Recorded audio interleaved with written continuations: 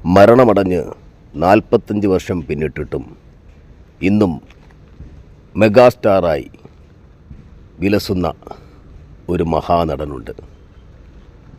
മരണം കൊണ്ടുപോലും തന്നെ തോൽപ്പിക്കാനാവില്ല എന്ന് ചരിത്രം പഠിപ്പിച്ച മഹാനടൻ ശ്രീ ജയൻ.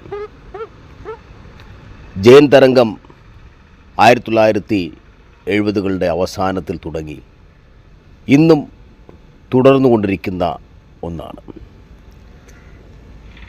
മീൻ, അങ്ങാടി, ശരപഞ്ചരം, തടവറ എന്നീ ചിത്രങ്ങൾ റിലീസിന് ഒരുങ്ങിക്കഴിഞ്ഞു. ഒരുപക്ഷെ മോഹൻലാലിൻ്റെയോ മമ്മൂട്ടിയുടെയോ സിനിമ പോലെ അല്ലെങ്കിൽ അതിനുമപ്പുറം ഒരു വലിയ വിജയം കൊയ്യാൻ ഈ ചിത്രങ്ങൾക്ക് കഴിയും. കാരണം ഇത് ഇറങ്ങിയ കാലഘട്ടം 1980കളിൽ ഇവയൊക്കെ ചരിത്രം സൃഷ്ടിച്ച സിനിമകളായിരുന്നു. എന്താണ് ജയൻ എന്ന നടൻ്റെ പ്രസക്തി? കാലാതീതമായ ഒരു നടന വൈഭവമായിരുന്നു ജയൻ.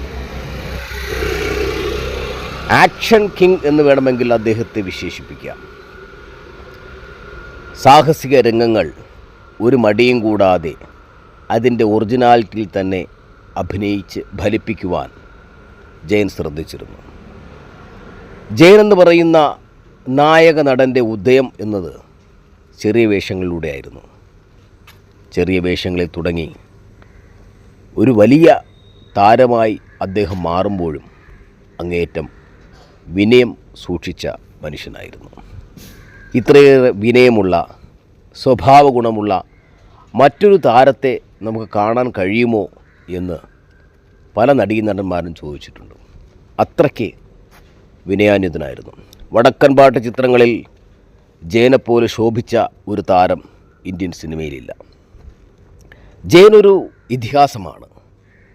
ലോകത്ത് ഒരിക്കൽ മാത്രം സംഭവിക്കാവുന്ന ഒരു ഇതിഹാസം. ജയന് മരണമില്ല. ജയന് മരണമില്ല എന്നത് തന്നെയാണ് ജയൻ്റെ ചിത്രങ്ങളുടെ പ്രസക്തി.